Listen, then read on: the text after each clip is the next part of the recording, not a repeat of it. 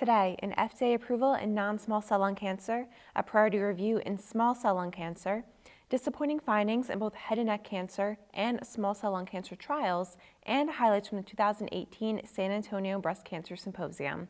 Welcome to Enclave News Network. I'm Gina Columbus.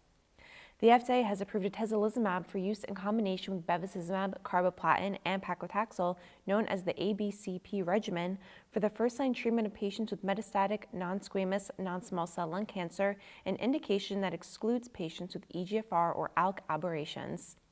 The approval is based on findings from the Phase 3 IMpower 150 trial, in which ABCP reduced the risk of death by 22% compared with bevacizumab and chemotherapy in patients with advanced wild-type disease. The median overall survival with the addition of atezolizumab was 19.2 months versus 14.7 months in the bevacizumab and chemotherapy arm. The 24-month OS rate with atezolizumab was 43%, compared with 34% for bevacizumab and chemotherapy. ABCP also improved median progression-free survival at 8.5 versus 7.0 months with bevacizumab and chemotherapy, respectively. When patients with EGFR or ALK alterations were included in the intent-to-treat population, the median OS with ABCP was 19.8 months versus 14.9 months with bevacizumab and chemotherapy.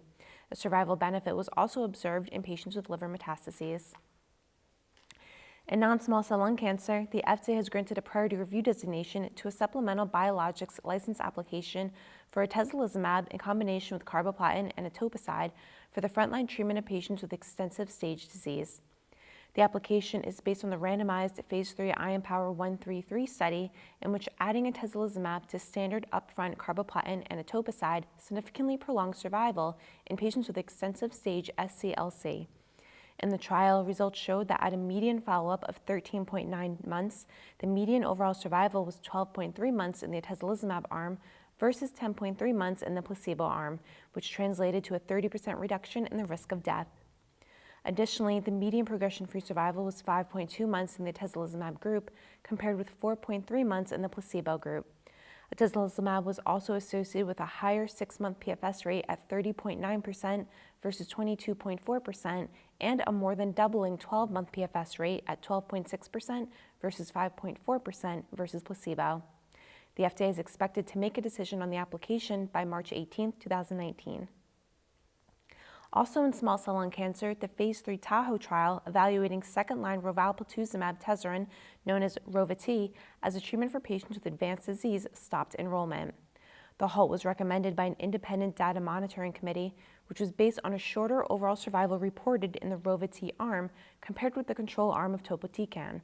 For patients who are currently enrolled on Tahoe and receiving Rova-T treatment, the committee suggested that investigators and patients make individual decisions as to whether or not treatment should be continued based on patient-level response.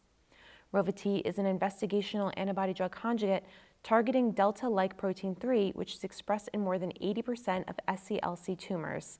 The open-label, 2-arm randomized Phase 3 Tahoe trial was evaluating the efficacy, safety, and tolerability of Rova-T versus topotecan in patients with advanced or metastatic SCLC with high levels of DLL3 and who have first disease progression during or following frontline platinum-based chemotherapy.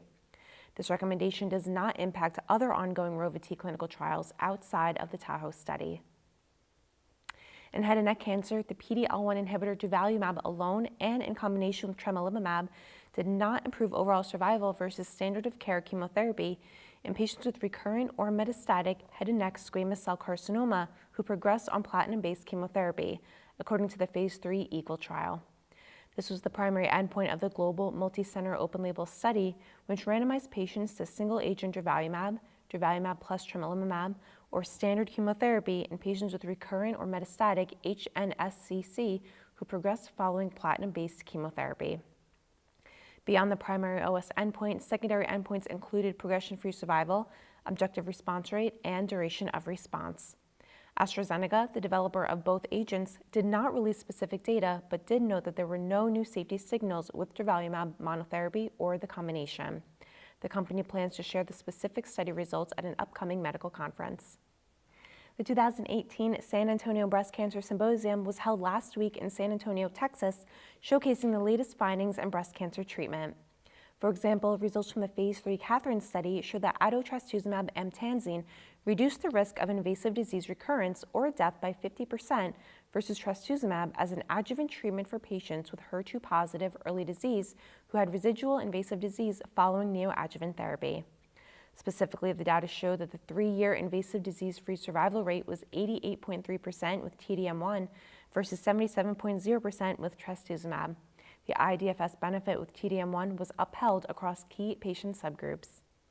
A second study presented at the meeting showed that chimeric antigen receptor T cells targeting the tyrosine kinase receptor ROR1 can be transferred into patients safely and the cells expand in vivo.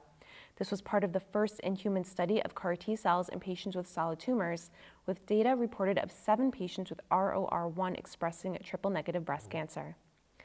In the study, post-treatment tumor biopsy revealed an influx of T cells and suggested ROR1 CAR T cells trafficked to tumor sites. However, CAR T cells developed an activated, exhausted phenotype at day 14 post-infusion.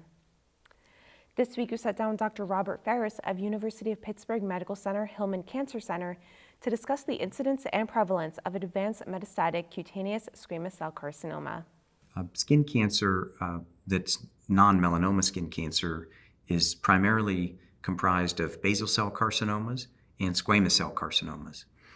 In the general population, basal cell carcinomas predominate. Historically, we've thought about a 2 to 3-fold disproportionate basal cell carcinoma, but those are much more indolent. And in the post-transplant or other immunosuppressed population, squamous cell carcinoma is more prevalent.